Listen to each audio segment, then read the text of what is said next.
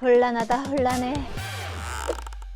감기 기운이 있다 싶으면 일단 종합감기약을 찾으시는데요. 종합감기약은 보통 타이레놀로 유명한 해열 진통제 성분인 아세트아미노펜, 그리고 기침가래 증상을 완화하는 진해거담제 성분과 콧물 코막힘 증상을 완화해주는 항히스타민제, 비충혈 제거제 성분이 복합으로 들어간 약입니다. 자, 뉘앙스에서 느끼신 분들도 있으시겠지만 기침, 콧물, 코막힘 증상을 완화하기 위한 약이기 때문에 이런 증상이 없다면 종합감기약 복용은 적절하지 않습니다. 종합감기약을 찾으시는 분들에게 하나하나 콕 집어서 여쭤보면 증상이 정말 다양한데요. 먼저 기침 가래는 전혀 없고 목만 칼칼하거나 따가울 때, 자, 이럴 때는 목엔 베타딘, 프로폴리스 스프레이 같은 이 이누 스프레이와 함께 구풍 해독탕을 추천드립니다. 편도염, 인후염에 도움이 되는 성분인데요. 캡슐과 짜먹는 약으로 나와 있습니다. 자, 그런데 만약에 이러한 증상에다가 으스르스 춥고 열도 좀 나고 두통도 있다면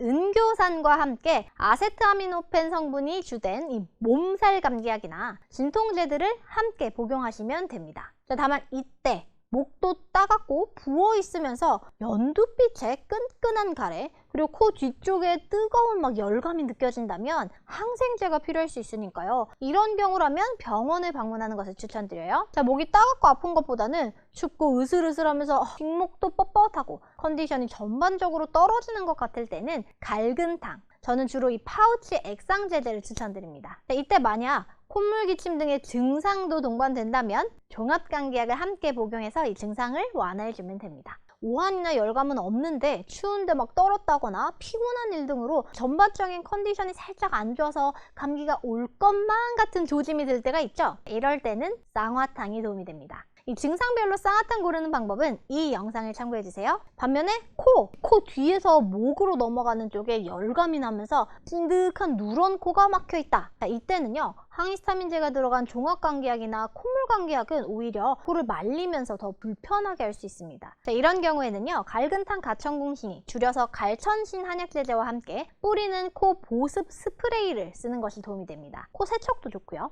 자, 한편 감기약 중에는 종합감기약도 있고 목 감기약도 있고 코 감기약도 있죠. 보통 한 브랜드 내에서 땡땡땡 종합, 땡땡땡 코프, 땡땡땡 노즈 이런 식으로 세 가지가 나와 있는 경우가 많은데요. 콧물 코막힘은 없고 기침 가래만 있다면 종합 감기약이 아닌 목 감기약을, 반대로 기침 가래 증상은 없고 콧물 코막힘, 두통 등의 코 증상만 있다면 코감기약을 선택하시면 되고요. 목감기나 코감기약 모두 대부분 아세트아미노펜의 해열 진통제 성분을 포함하고 있기 때문에 목감기약과 코감기약을 동시에 복용하지 않는 것이 좋습니다. 둘 다 증상이 있다면 목감기 더하기 코감기약 같이 먹는 게 아니라 종합감기약을 드시면 되는 거예요. 자, 물론 중복되는 성분이 없는 코감기약, 목감기약이라면 함께 복용할 수 있습니다. 참고로 이 종합감기약도요, 알약, 시럽, 최근에는 차처럼 타서 마시는 약 등이 다양한 형태로 나와 있는데요. 사실 성분 함량 면에서는 되게 큰 차이가 있진 않아요. 말하자면 효과면에서 뭐가 더 탁월하게 센 건 없고요. 그렇지만 이 약국에서 받은 피드백들 좀 종합해 보았을 때 제형의 특성상 알약보다는 시럽 형태의 복용 시가 조금 더 효과를 빠르게 체감하시는 편이었고요. 이제 시작되는 초기 감기 중에서도 좀 으슬으슬 추운 오한 증상이나 좀 목이 칼칼한 목 증상이 좀 주된 경우에는요,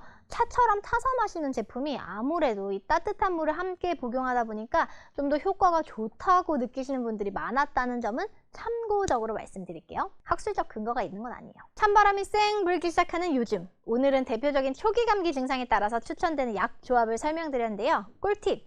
이 모든 케이스에서 킥으로 쓸 수 있는 제품이 바로 에키나시아 성분의 앰플입니다. 이 대표적인 제품이 이뮤골드가 있는데요. 면역 부스터라고도 불리는 에키나시아 성분은 감기 초기의 증상 완화를 위한 약들과 함께 복용하면 면역 기능 회복에 도움을 줄 수 있습니다. 다만 8주 이상 연속해서 복용하지 않도록 주의가 필요하고요. 처음 복용하는 경우라면 해당 성분에 알레르기가 없는지 확인하신 후에 복용하는 것도 체크해보세요. 오늘 영상이 도움이 되셨다면 좋아요와 구독 잊지 마시고요. 끝장 리뷰는 격주 화요일 발행됩니다. 그럼 오늘도 건강하세요.